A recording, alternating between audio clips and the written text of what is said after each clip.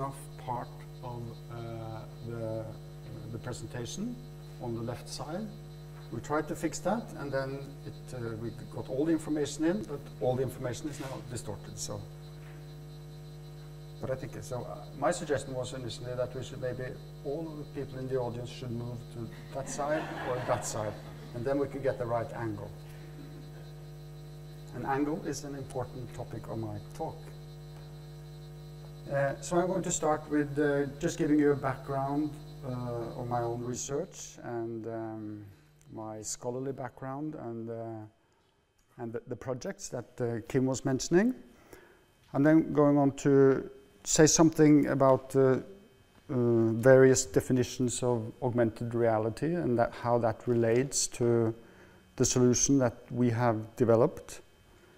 Then I'm going to go back to the museum topic, and particularly the relationship between museums, and then I'm basically talking about cultural heritage museums, and their relationship to certain sites, to the sites where all the objects and the topics in the museum are taken away from. And this is a question about center and periphery, and I think that augmented reality and location-based media is a great opportunity to do something about that, about the problem of centralizing all the cultural artifacts into the museums, and particularly into the larger central museums, which in many cases has nothing to do with the original site. Then I'm going to go through some of the basic features of the application that we have been developing over the past 4 years, and see how it has evolved. And I'm also going to describe how we have related our own design to certain and various user groups, how we have drawn users from young school children to senior citizens into the design process to get feedback from them. And also a little bit about the more methodological approach that I'm trying to develop myself from a humanistic point of view. And in the end, I'm going to give you a brief demo of some very fresh applications. One of them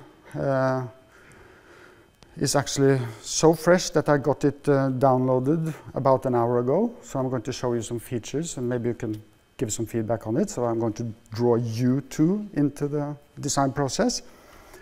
And last but not least, this project has been funded by a variety of Norwegian institutions, from the Norwegian Research Council to the Arts Council of Norway. And also special thanks to my colleague in Sweden, Thomas Stenarsson, who's doing the programming. And that's a very important part of this. So I did some, to me, very important experiences in the early 90s. In 1990, I embarked on a research fellowship funded by the Norwegian Research Council. The aim was to study rhetoric and narrativity in hypermedia. And I had 3 years to do this. Very enthusiastically, I started to look for the examples that I intended to analyze. And surprisingly, there were very few of them. And they were extremely boring. So I had the option. I could either sit and wait for things to get developed and launched, or I could try to do something on my own. And this, and I chose the last option, which ended up with a collaboration with Thor Heyerdahl and the Kon-Tiki Museum in '91. And then we launched several hypermedia products. It was a kiosk in the museum, it was a Kon-Tiki and a web application, no, a CD and a web application, And later on I started to collaborate with the Viking Ship Museum at the University of Oslo. But this process of going from the analytical approach to the synthetic approach, to going from being a critical observer of something, of a textual object that someone else has created, to trying to create these textual objects yourself for your own critical interests. That was a rather revolutionary experience for a traditional humanist like me, coming from general and comparative literature. In Scandinavia, we have very little tradition for mixing, for instance, creative writing and literary criticism, unlike in the US. So I had to start thinking about what's actually happening when I move from the sort of hindsight view of the humanities to a more proactive, reflective mode of experimentation.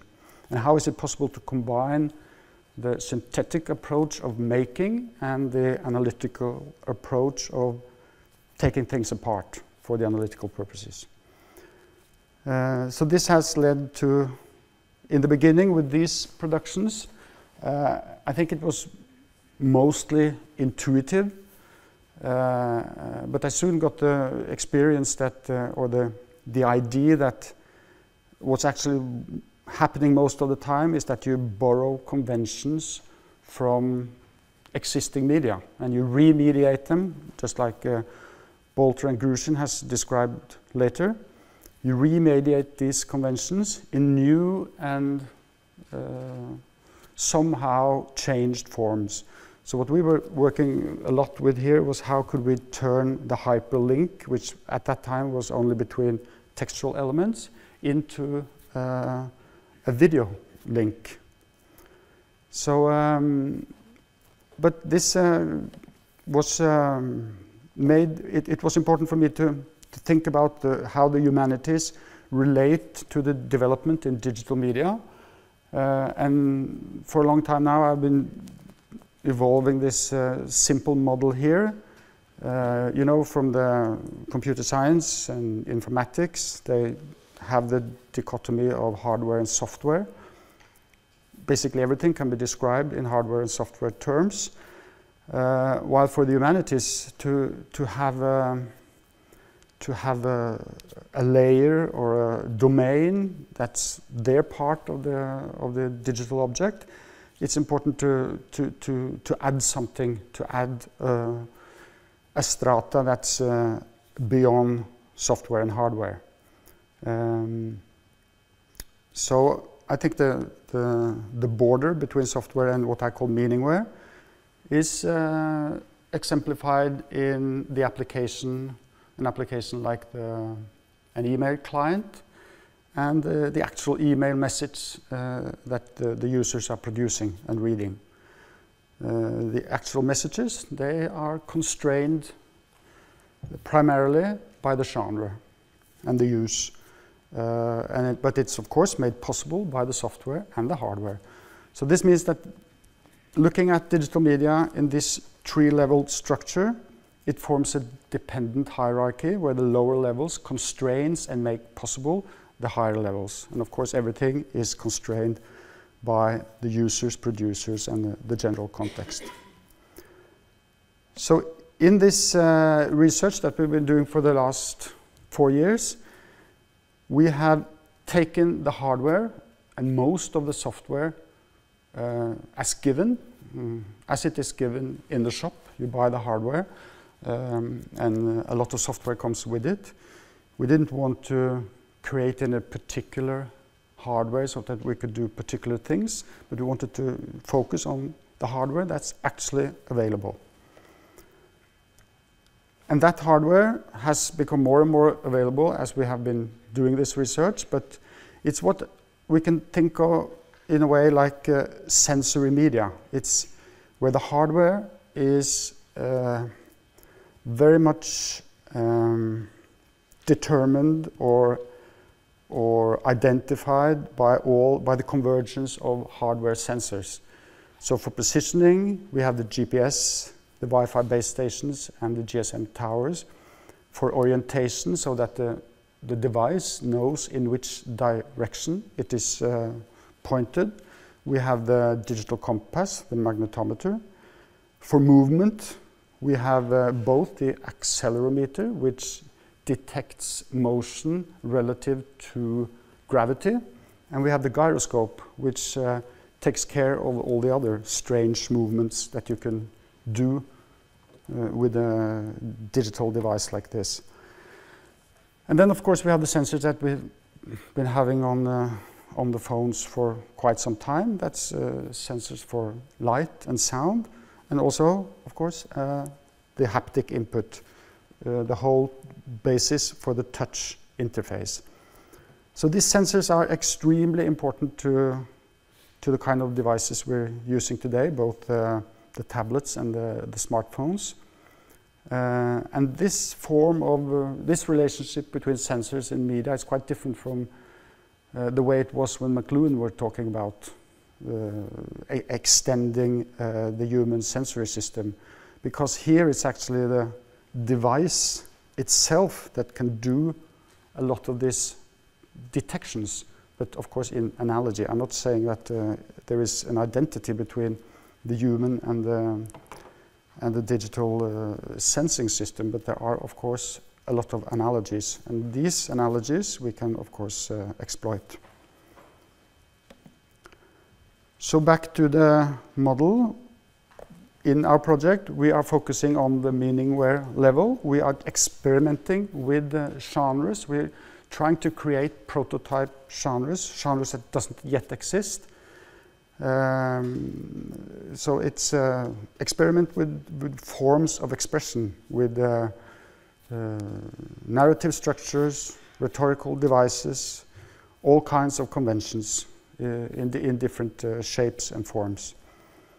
Of course, made possible by software, so we had to do a lot of software development to create these features and then combine them so that they potentially form a prototyped genre, for instance. But the genre perspective is also important here in a different aspect or from a methodological point of view, because genre theory can sort of serve as a topos for inventing features for these different kinds of textual experiments that we're using. And that has to do with the synthesis-analysis relationship, because genre theory is basically an analytical, those are analytical concepts, but it's possible to invert those concepts so that you can use them for constructional purposes, which of course happens all the time in television production. But here we're trying to do it more systematically and methodologically. Then augmented reality has been rather popular since the fall of virtual reality in the late 90s. And I'm going to say a little bit about the relationship between augmented reality and indirect augmented reality, which is the kind of solution that we are working with. In augmented reality, as we know it from the mobile devices, it's a question of overlaying. You have a live video feed coming from the phone's camera, which is displayed on the screen, and then you have a graphic layer on top of that. And the point is to align these two levels so that you can augment reality with relevant information. On the left image, it's a sensor fusion approach. They're combining the sensors to get the information positioned where they want it in the, on top of the video. The image to the right is where they're using markup or marking with fiducial markers, so that you have pattern recognition from certain marks in the environment, which then can combine and make a much better graphical match between the live video feed and the graphical information. And this is very difficult because it's very difficult to, as we heard yesterday from England, they had problems with the accuracy of the GPS. So it's very difficult to get that graphical match between the information from the video and the information from the 3D graphics environment. And it's also a problem that's almost in principle impossible to solve, because the video is 2D, which in fact also sort of the graphics layer is also, but when you combine these 2D levels, you get paradoxes between front and background. So when you have an augmented reality solution, you will see people that are originally in the foreground or in the background. They will suddenly appear in the, or they can never override the graphical information. So you get a lot of problems with mixing those two levels. It's not before we have real-time scanning of the surrounding, so that it's turned into 3D information in real time with a decent frame rate, that it will be possible to really synthesize the two levels. And for the small CPUs, although they are extremely powerful, that will take some time. So this is the well-known Milgram's continuum from the mid-90s, describing the relationship between primarily mixed reality and augmented reality. So these are both mixed reality because they mix the virtual and the real at the level of the screen. So when we developed our solution, we didn't want to use the camera. We only wanted to use graphic information on the screen.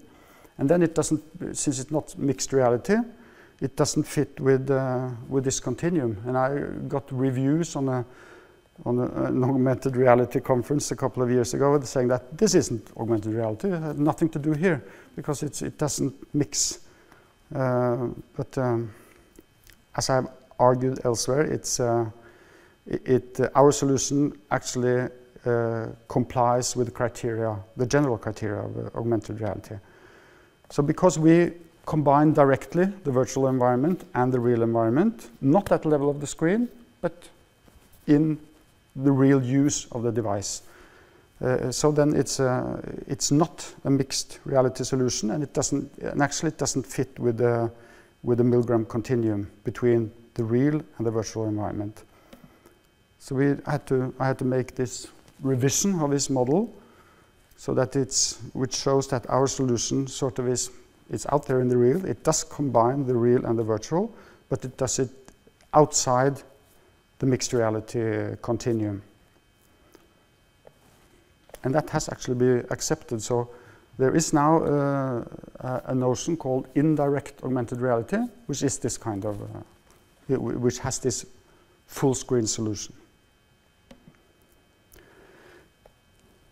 So when we have been working with museums and cultural heritage, and how to use this technology, how to use this application and solution, and particularly take advantage of the location sensors.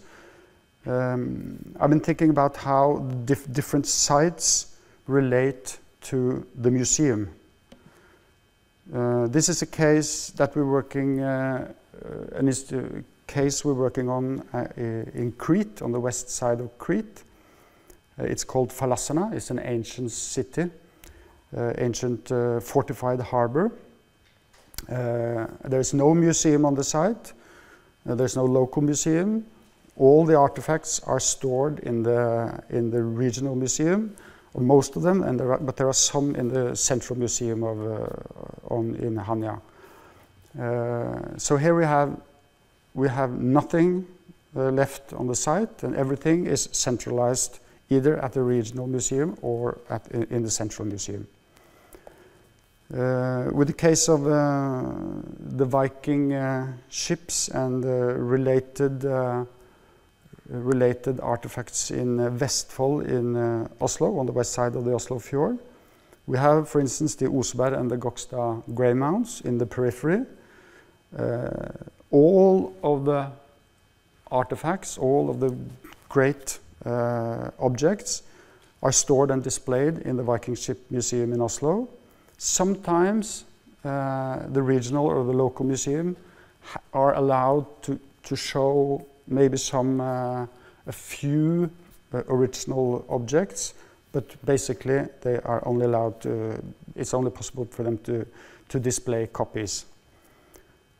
Another site we're collaborating with is in Spain, where we have Empurius. It's a Greek and Roman settlement, which has exactly the same problem, that the artifacts are stored in the Archaeological Museum in Barcelona, but they also have now a local museum on site, so they're fighting to get more and more of the objects back to the local museum.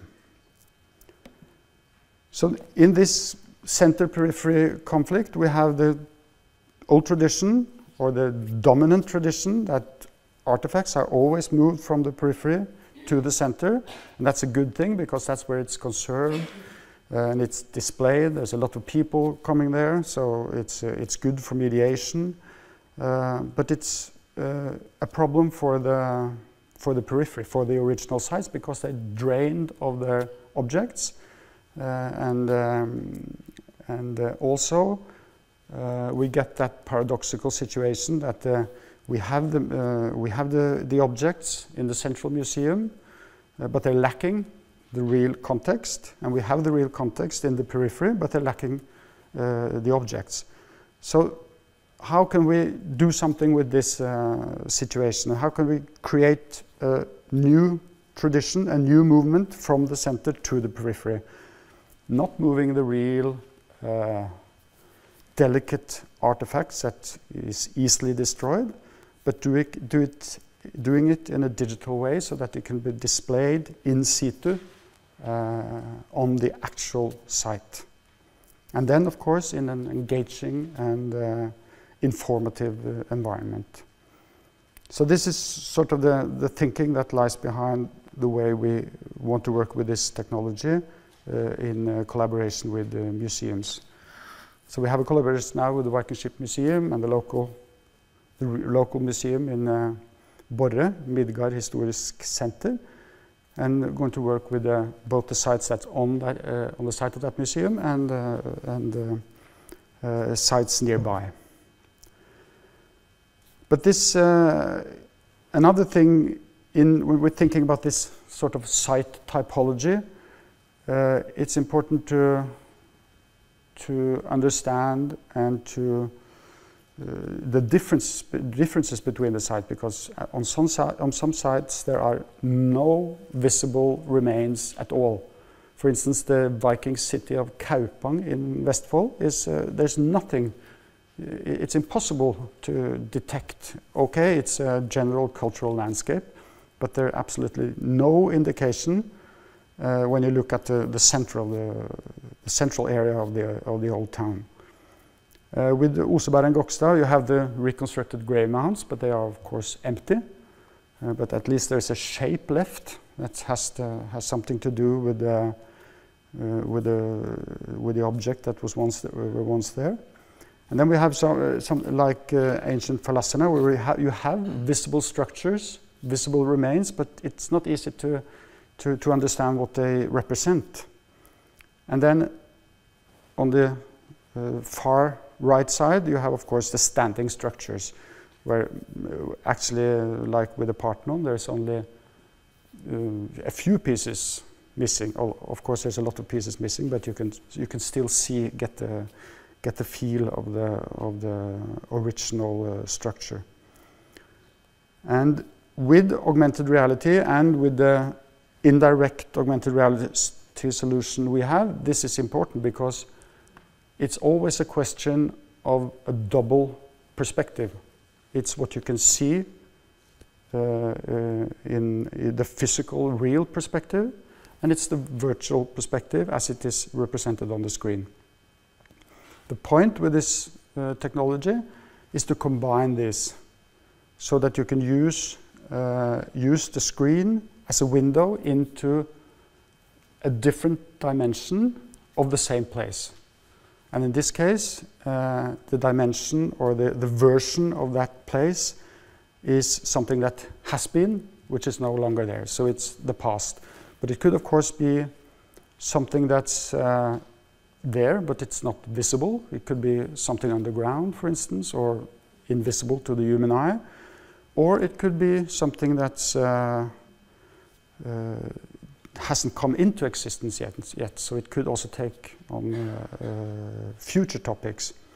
But this double perspective between the real and the virtual is very important when you're designing these things, because in some cases there is nothing to relate to, in other cases there's a lot to relate to, and in between there's a little bit. And to align the two perspectives, it's important to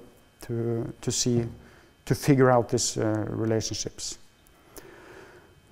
So we have built this application over several years. We started out with the basic dynamics of tilting, panning, moving towards the object, so that whenever you move in the environment, the virtual camera moves with you, so that you can look in any direction.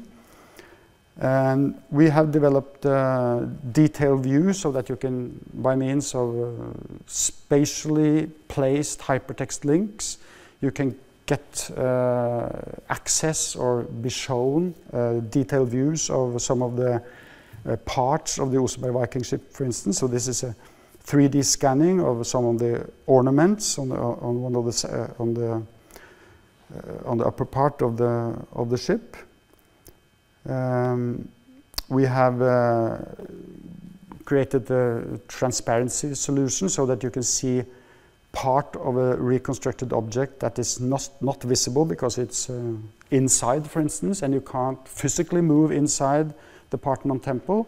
But when you reconstruct all the part of the building that's covering the cella and the Parthenon frieze, you can't see the frieze. So then you have to make it visible, and by making it semi-transparent, it's possible then to access detailed views from parts of the frieze.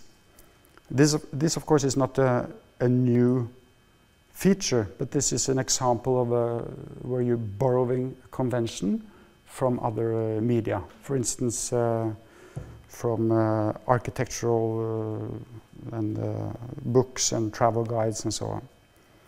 There's also we also have the marking feature so that you can point out parts of the building and describe them. For instance, part of the column or the pediment or whatever, and then get information about that. So, and this is also a convention that we borrow from architectural and travel guides.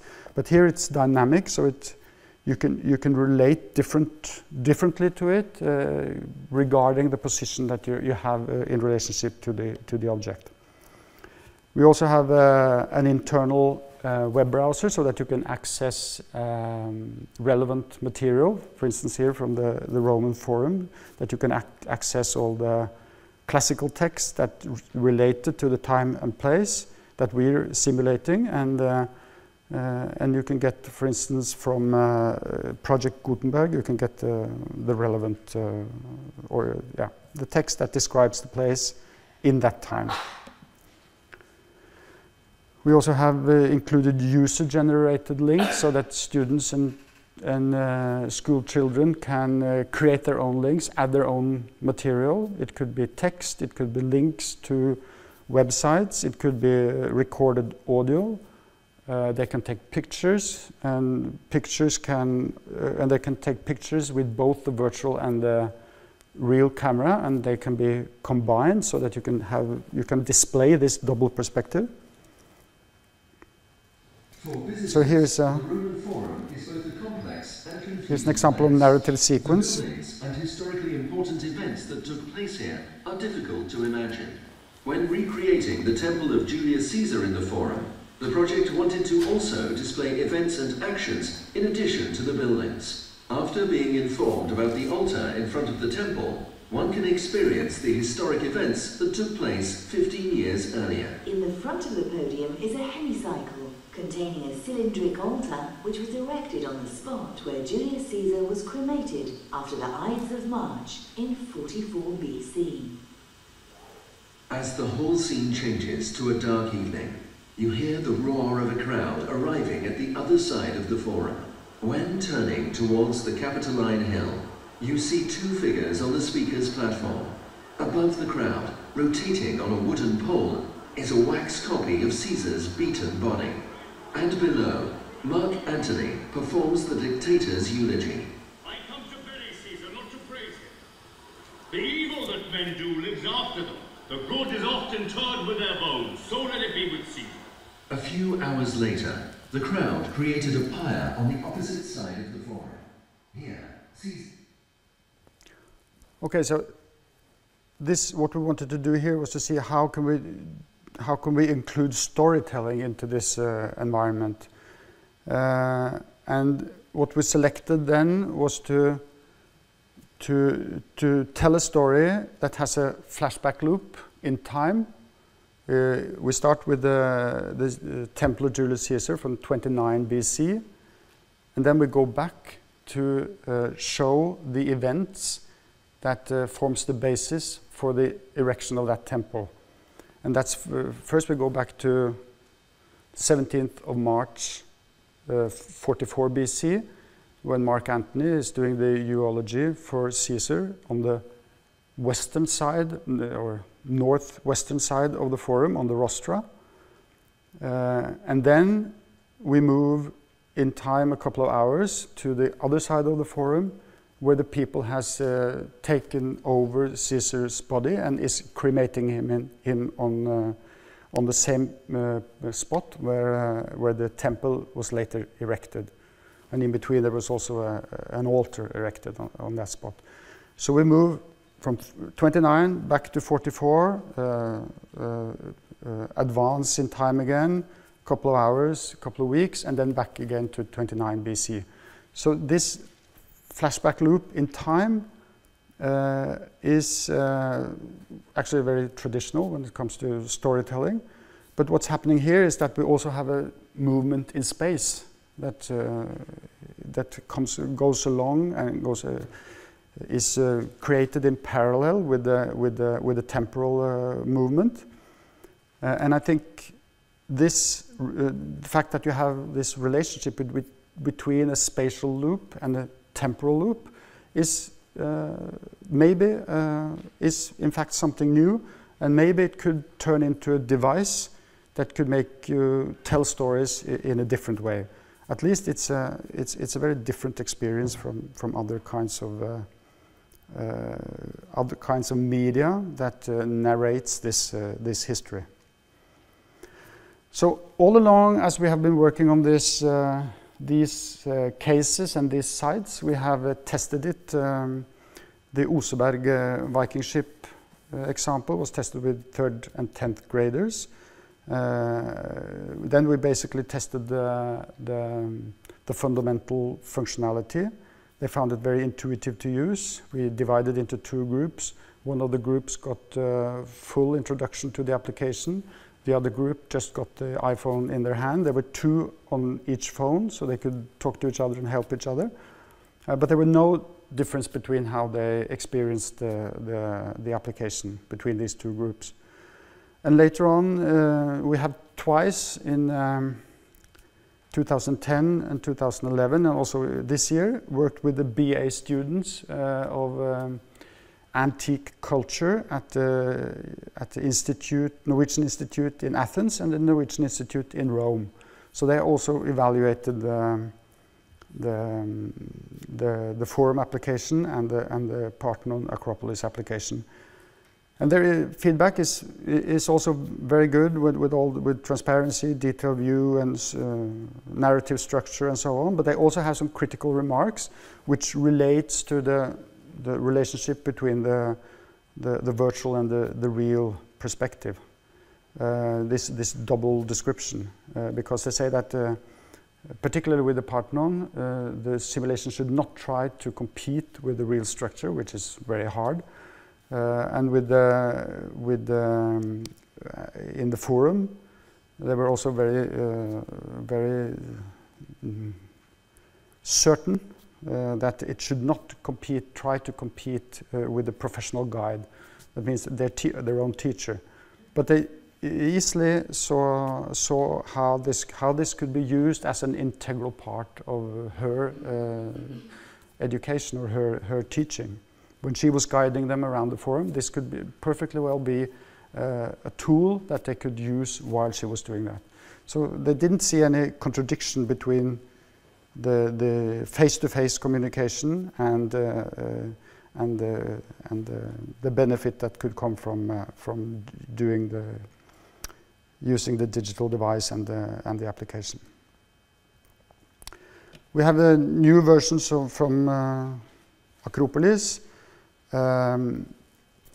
Until last year, I was very stressed on not or on keeping the congruence between the virtual and the real perspective, because that's important, so that to really try or to make it possible to have that experience of the relevance between the real place today and the simulated version from ancient times.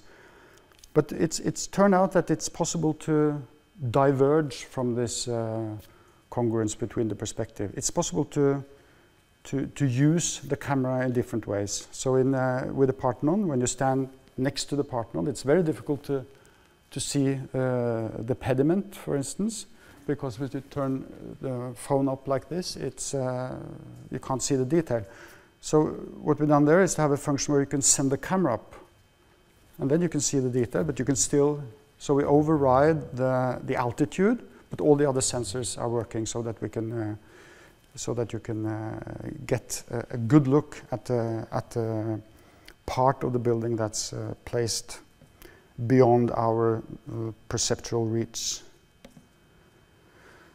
This is an example of the double description, the double perspective, but also taken with the snapshot feature where you combine the virtual and the real camera. Here's an example of the ancient Phalasana prototype in use. So you can see the site, and then you can see how the iPad it's a very simple and quickly put together. But the nice thing about this case is that the western part of Crete, due to an enormous earthquake in 300 AD, the land level rose by 6 meters, so that the flat area that you can see down in the harbor, this field here, is actually where the old sea level was. So we're actually moving on the sea level, and that's an added value you get for free. And it's the same with the grave mounds at Oseberg. When you walk on top of the mound, then you get access to the ship from all sides. So it's work actually like a spheric monster that's sort of put on top of the virtual display. So sometimes the real site give you these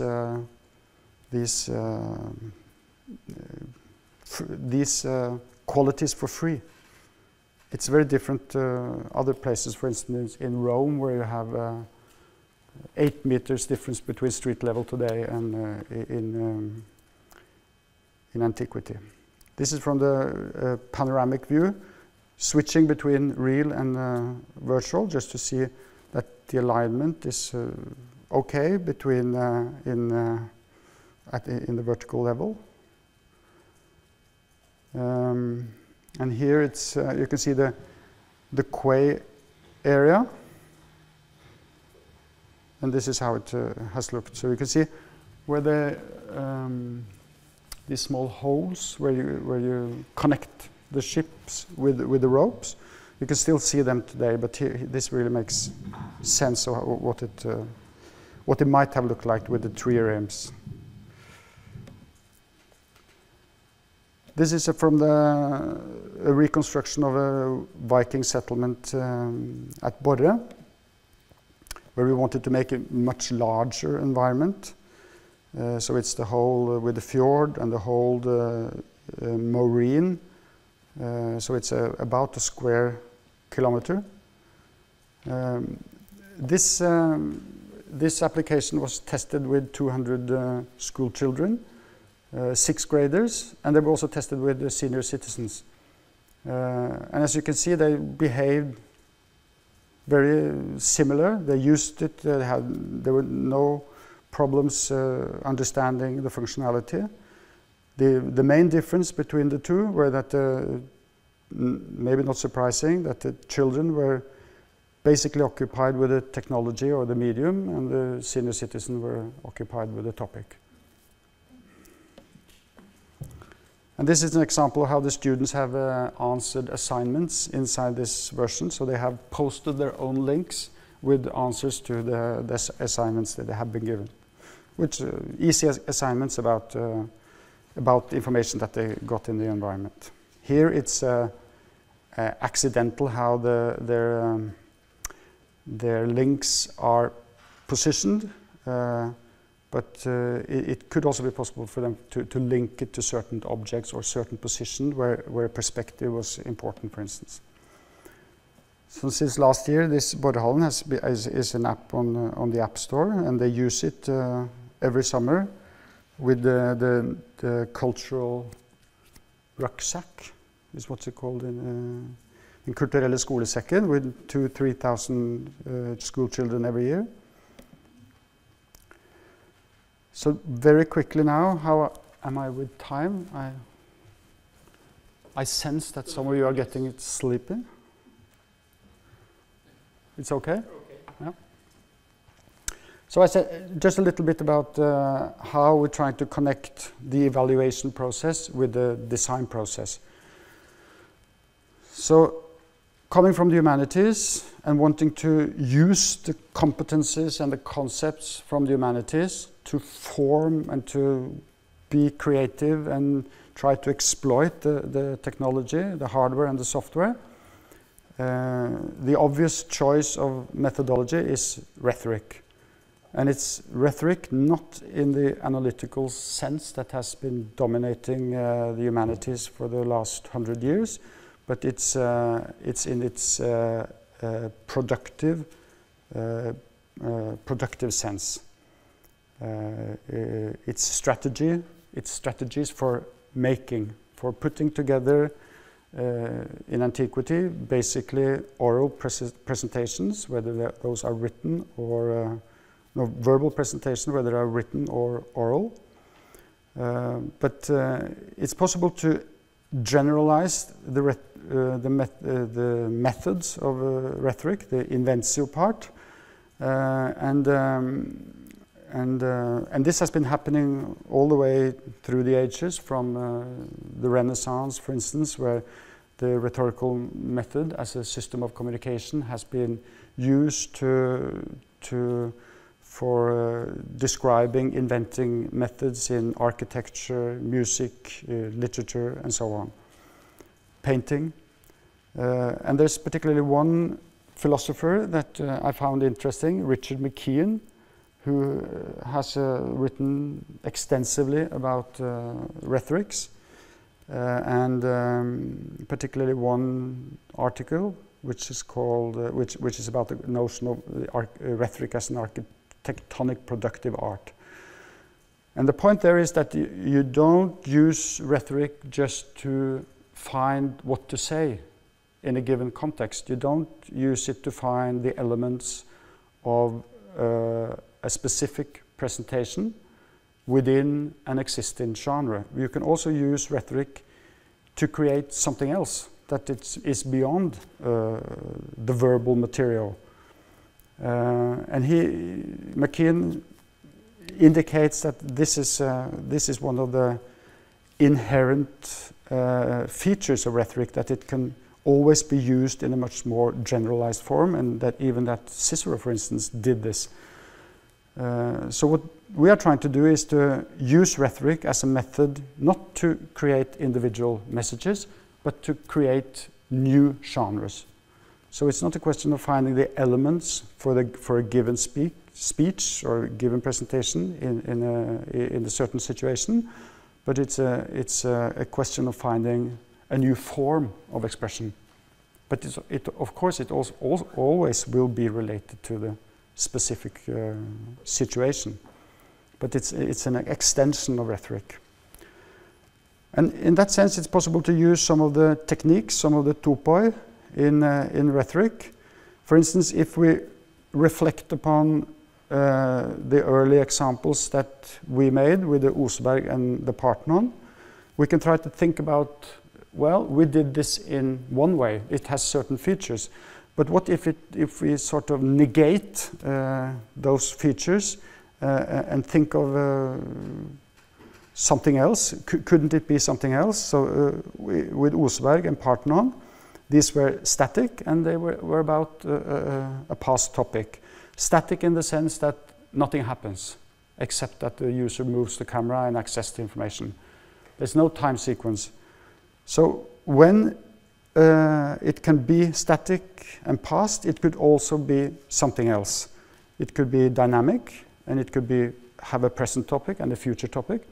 And immediately when you display this like this, you get 6 compartments or 6 topoi, where you can see combinations, and then you can start to explore different new versions of this form of expression. So we did the narrative sequence because we introduced the dynamic dimension. We have created a simulation of the new National Museum in Oslo, which hasn't been created yet. It will hopefully be created within the next 5 years. But that's a static object with a future topic. And of course we can go beyond the static and the dynamic, and also have a participatory mode where you can do changes to the environment. It will still consist of dynamic and static object, and that will opens up. We've done some game experiments, which is very interesting because you had to relate the virtual and the real, and it's very confusing. But I think it's possible to create some form of gameplay based on the double perspective. I think it has some value beyond just being something else. We're trying to explore that now. So then I'll do a quick demo before you all fall asleep.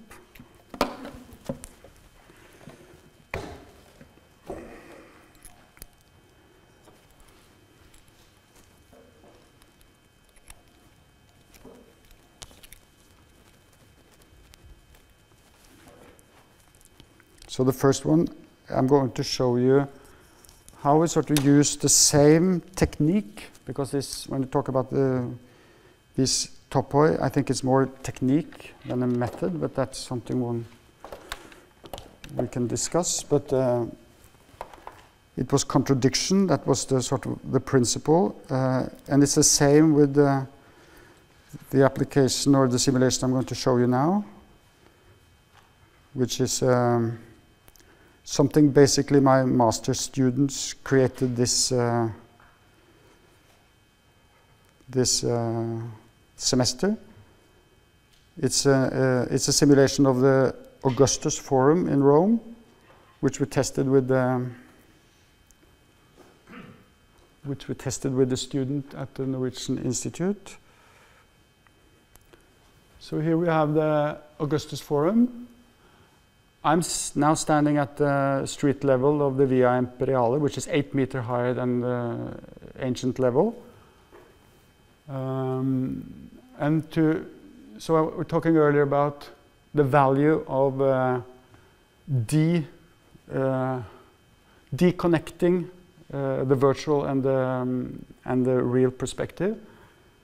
So I can have what we call subview.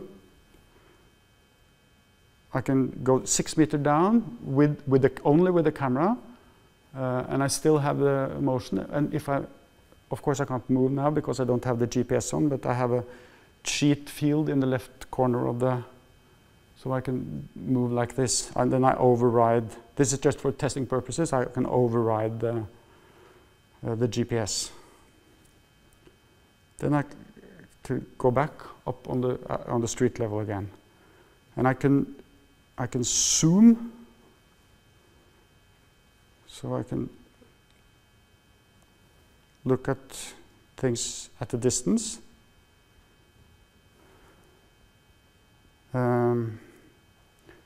I can do the free view, so I can move in any direction, move in the direction that I'm pointing at. I'm not moving physically, only virtually with the camera. And if I let it go, it works like a rubber band, and it is drawn back into your subjective physical perspective. And the point of that is, of course, that you give a priority to the subjective perspective. You don't want the virtual perspective to sort of drift off. It has to be combined somehow with the real. Here's another version of the bird's view, so that you can see from a higher angle, which we call map view. And then you can go about 100 meters up and see, as you can see, that this is it's a small space, so you don't want to make this available to real users, because they will only see how small the space is.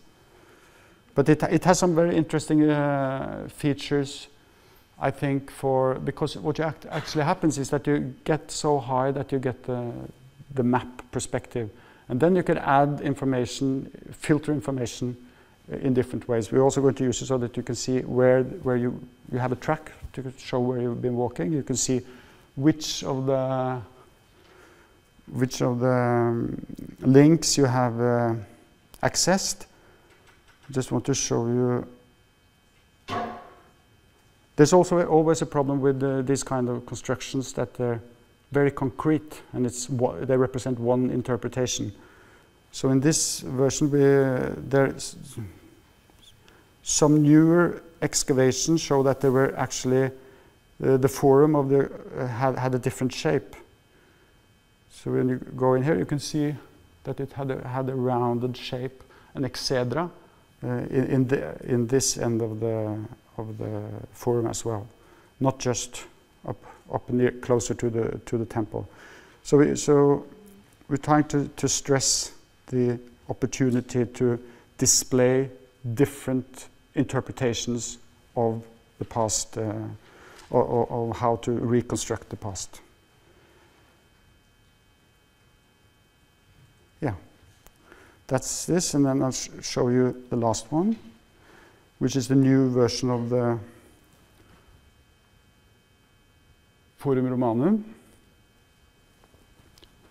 It's not finished. As you can see, the Palatine Hill is too low and doesn't have any buildings. We don't want the user to wander off. Although in some places they can't move because it's physically there are physical obstacles. But we need this. This is a feature that was actually implemented yesterday. So could we do this? I think maybe it's a bit contradictory to say do not enter, because you can enter physically, but you can't enter virtually. So maybe it should just be the sign, and maybe it's a bit offensive. But when you turn around, it disappears. And then I just wanted to show you the last thing. Another way of using the subview underneath the forum is the Cloaca Maxima, maybe the oldest sewer system in the Western world.